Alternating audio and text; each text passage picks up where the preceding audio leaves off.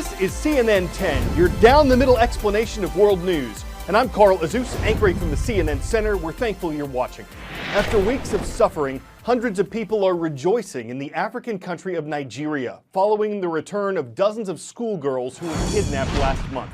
The Boko Haram terrorist group was blamed for the abductions, and a Nigerian official said it was also the Islamic militants who returned 104 of the girls, in addition to one boy on Wednesday. Several girls are still missing. Boko Haram had captured a total of 110 people on February 19th. The Nigerian government says it's trying to find out if 5 of the girls died in captivity, as some witnesses say they did. And one father who was interviewed by the British Broadcasting Corporation says his daughter's still being held captive because she refused to convert from Christianity to Islam.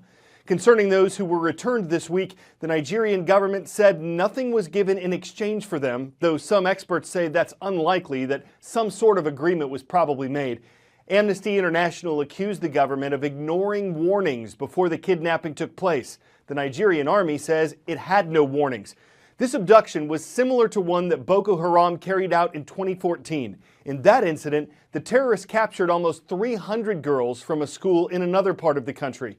More than 100 of them are still in captivity. The search for a serial bomber in Austin, Texas might have come to an end. We say might have because there are still some questions, the biggest one being, why did he do it? But the suspect behind the series of bombings is dead. Police say he set off a bomb in his car as law enforcement officers approached it early Wednesday morning. They tracked him down after reviewing video of a suspiciously dressed man dropping off 2 packages at a FedEx store earlier this week. They believe he's responsible for 5 explosions throughout Austin and south central Texas that all took place this month. The blasts killed 2 people and wounded 3 others. Whether any more bombs remain and whether the man acted alone are 2 of the other questions that police are working to solve. 10-second trivia. Which of these companies launched its website in 2004? Facebook, Priceline, Twitter, or YouTube? In 2004, a site known then as The Facebook was launched by a student at Harvard University. That student, Mark Zuckerberg, is now the CEO of Facebook, and he's admitting his company has made mistakes when it comes to some users' information. Here's what happened. Years ago, a university professor created an application called This Is Your Digital Life. It included a personality test. Users who downloaded the app gave the professor permission to gather information about their locations, their friends, and their likes. Under Facebook's rules at the time, all this was allowed. But what wasn't allowed under Facebook's rules was what the professor did with this massive amount of information. He provided it to a data analysis company named Cambridge Analytica. The firm had gotten information from 50 million Facebook profiles, and the New York Times reported that Cambridge Analytica was using this info to influence how Americans voted. Facebook said it asked Cambridge Analytica to delete its information in 2015, and the company says it did. But over the past few days, Facebook says it found out that not all of the info had actually been removed, and the reputations of both Cambridge Analytica and Facebook were damaged. The internet company's stock took a nosedive. As of Wednesday afternoon, Facebook had lost 8%, or almost $35 billion of its value just this week. Investors filed lawsuits against Facebook, and a movement called Delete Facebook gained momentum. CEO Zuckerberg addressed the controversy yesterday, posting, quote, "We have a responsibility to protect your data, and if we can't, then we don't deserve to serve you."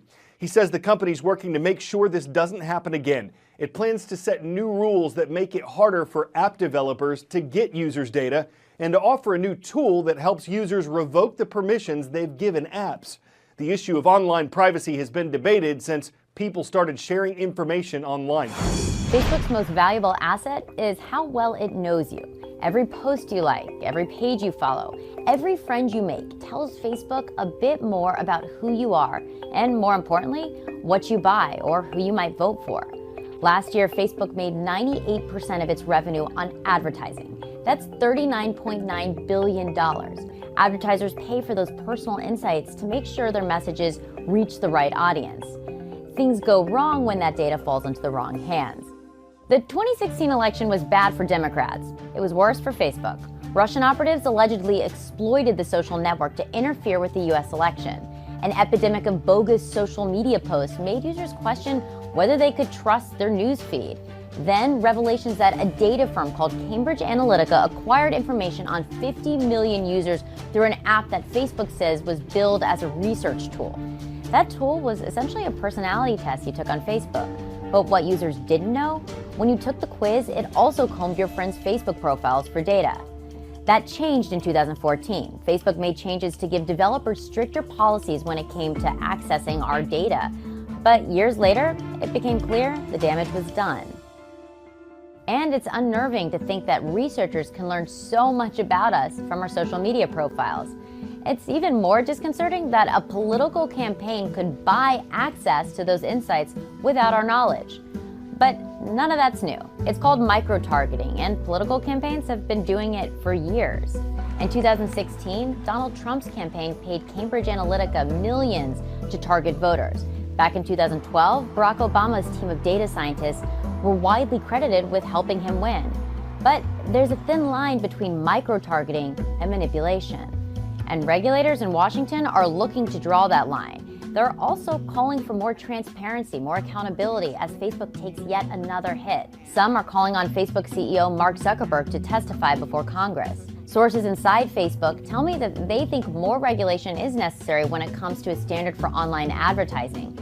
As it stands, there's barely any. It's a pivotal moment for the tech giant. Facebook has an extraordinary ability to influence its 2 billion users, and now its impact will come under greater scrutiny as we head into the midterm elections.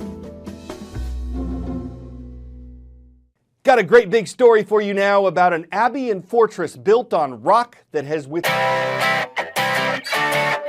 we were little kids, a lot of us had those little glowing stars you stuck on the ceiling.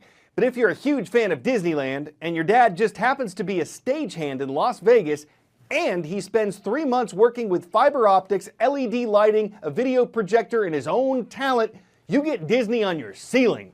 The man's daughter says of all the effects she now has in her own room, the fireworks are her favorite part. Of course, you'd need to Disneyland the right equipment to create that Disney world of possibilities. The work was nothing to sneeze at, and it sure didn't look easy to make. But the result turned a bedroom into a truly magic kingdom, so you got to give the father credit. I'm Carl Azus for CNN 10.